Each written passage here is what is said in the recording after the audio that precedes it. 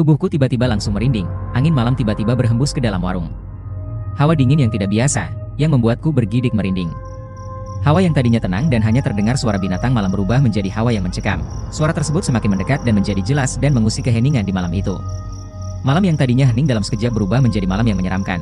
Senter di HP rupanya tidak terlalu membantu karena suara itu masih ada dan terdengar dengan jelas. Suara sesosok makhluk yang seperti berjalan mendekat ke arah warung dengan nafas yang berat di seberang jalan.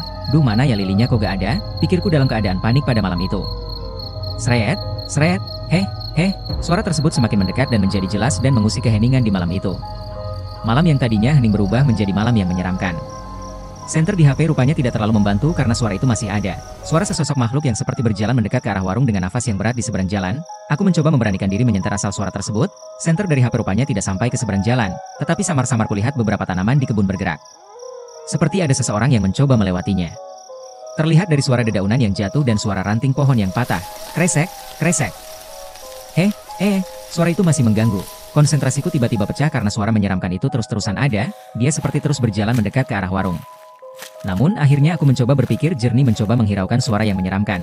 Di dalam kegelapan warung dengan senter HP yang menjadi satu-satunya penerangan pada waktu itu. Aku kembali mencari lilin. Kemudian aku ingat bahwa di belakang warung ada sebuah gudang tempat penyimpanan barang dagangan warung yang belum dipajang di etalase. Mungkin lilin ada di ruang belakang. Aku langsung berlari ke ruangan belakang. Ruangan belakang adalah ruangan kecil di belakang warung. Sebuah ruangan kecil yang memanjang, tempat menyimpan barang dagangan yang ditumpuk memanjang. Di sebelah kiri terdapat kamar mandi kecil dan di sebelahnya terdapat ruangan kecil tanpa pintu yang di dalamnya terdapat kompor kecil, panci untuk memasak air dan beberapa alat makan serta gelas.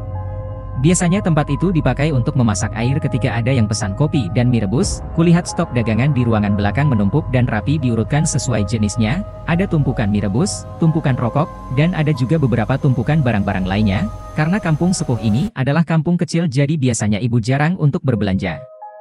Paling ketika stok menipis, ibu menyuruh seseorang untuk menyewa mobil bak terbuka untuk berbelanja ke pasar induk untuk menyimpan stok dagangan di dalam gudang selama beberapa bulan. Aku mencari-cari box lilin di tumpukan box yang ada di ruangan belakang. Aku mencoba berpikir positif untuk menghiraukan suara yang mengganggu di seberang warung. Fokus utamaku pada saat itu hanya mendapatkan lilin. Mengingat dari catatan yang ibu kasih ketika lilin menyala semua suara itu akan hilang. Syukurlah, akhirnya ketemu juga, kataku sambil menghela napas meskipun tubuhku masih dalam keadaan merinding. Kulihat ada box lilin yang bertumpuk di atas tumpukan box sabun di bawahnya. Aku pun mengambil box tersebut dan membukanya. Suara itu ternyata masih ada dan semakin jelas terdengar. Sesudah membuka box lilin itu, aku mencoba berlari kembali membawa lilin itu ke warung untuk dinyalakan. Dan ketika aku keluar, aku terkejut. Astaga! Jujur aku tiba-tiba tidak bisa bergerak. Badanku terasa lemas. Di depan warung berdiri sesosok makhluk yang baru kali ini aku lihat. Sesosok makhluk yang tinggi besar, berbulu, dengan rahang dan wajah yang menakutkan.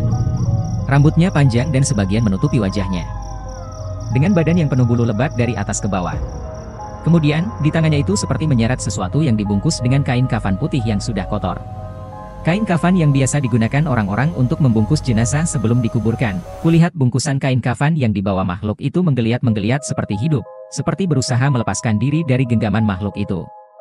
Sesekali makhluk itu memukul bungkusan kain kafan itu untuk membuatnya berhenti menggeliat. Tetapi apa yang ada di dalamnya itu seperti berusaha untuk keluar dari dalam bungkusan itu. Aku tiba-tiba terduduk di lantai tak percaya atas yang kulihat selama ini, karena selama ini makhluk seperti ini hanya ada pada cerita-cerita ibu ketika aku kecil. Apabila aku bandel untuk bisa lekas tidur di malam hari, ibu akan bercerita makhluk yang menyeramkan, yang seringkali menculik anak kecil ketika malam tiba. Makhluk yang ibu ceritakan adalah genderuwo, sesosok makhluk yang tinggi besar, berbulu lebat, dan wajah yang menakutkan mirip dengan apa yang kulihat di depanku ini. Astaga! Ini memang genderuwo yang sering ibu ceritakan. Aku semakin takut untuk melangkahkan kaki ke depan meskipun lilin ada di tanganku pada saat itu, tetapi tubuhku seperti menolak melangkah ke depan warung apalagi ada makhluk yang seperti itu. Aku hanya bisa duduk sambil ketakutan. Deuge. Tiba-tiba genderuwo tersebut memukul-mukul etalase warung. Sambil menatapku yang duduk ketakutan, dan aku pun masih belum berani mendekat karena sosok itu ada di depan warung. Aku mencoba menenangkan diri, mencoba mengingat catatan yang ibu tulis untukku. Di sana aku ingat aku harus mencoba menghidupkan lilin ini supaya gangguannya hilang. Memang sedikit tidak masuk akal, tetapi sepertinya harus dicoba. Aku pun berlari ke etalase mencari korek untuk menerangkan lilin. Tanpa sedikit pun menoleh ke genderuwo tersebut, aku hanya bisa menundukkan muka dan tanpa melihatnya sedikit pun.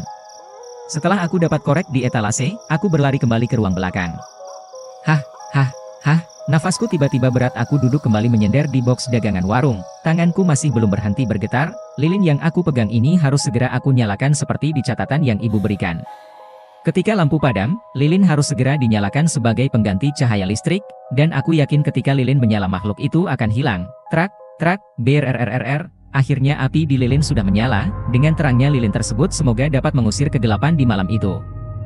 Meskipun cahayanya tidak seterang lampu tetapi setidaknya bisa menerangi warung di malam itu, lilin sudah menyala, tetapi aku masih takut untuk melangkah kembali ke depan warung, karena aku takut makhluk itu masih di sana, butuh beberapa menit untukku untuk bisa memberanikan diri supaya bisa melangkahkan kaki ke depan warung. Aku berjalan perlahan ke arah depan dengan lilin di tangan. Dan ketika aku ke warung, warung serasa sepi kembali. Seperti tidak ada siapa-siapa di sana, padahal ketika lilin belum menyala aku yakin ada genderuwo yang menyeramkan di depan warung sembari memukul-mukul etalase. Malam kembali hening seperti sebelumnya, warung yang sepi, kondisi warung juga kembali tenang.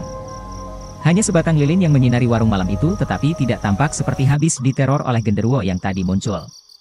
Aku mencoba memberanikan diri untuk memastikan bahwa genderuwo itu telah menghilang. Aku keluar warung dengan lilin di tanganku ini, mencoba melihat ke arah seberang jalan. Kulihat hanya ada kebun yang gelap seperti tidak pernah terjadi apa-apa di sana. Aku kembali ke warung dan mencoba menyalakan kembali saklar listrik dengan memindahkan tombol saklar yang ditempel di dinding depan warung, sehingga warung akhirnya bisa kembali terang seperti sebelumnya. Catatan yang disimpan di atas rak aku buka kembali, kubaca kembali satu persatu poinnya dengan seksama. Seketika ada perasaan marah pada saat itu, apa sebenarnya yang disembunyikan orang tuaku tentang ini? Aku kira ini hanya candaan saat ibu menuliskan catatan yang seolah-olah menakut-nakutiku seperti saat aku kecil dulu. Sebenarnya apa yang orang tuaku sembunyikan tentang warung ini, tentang mengapa aku tidak boleh bermain di warung di malam hari. Mereka tidak memberitahukan padaku tentang kebenaran warung ini.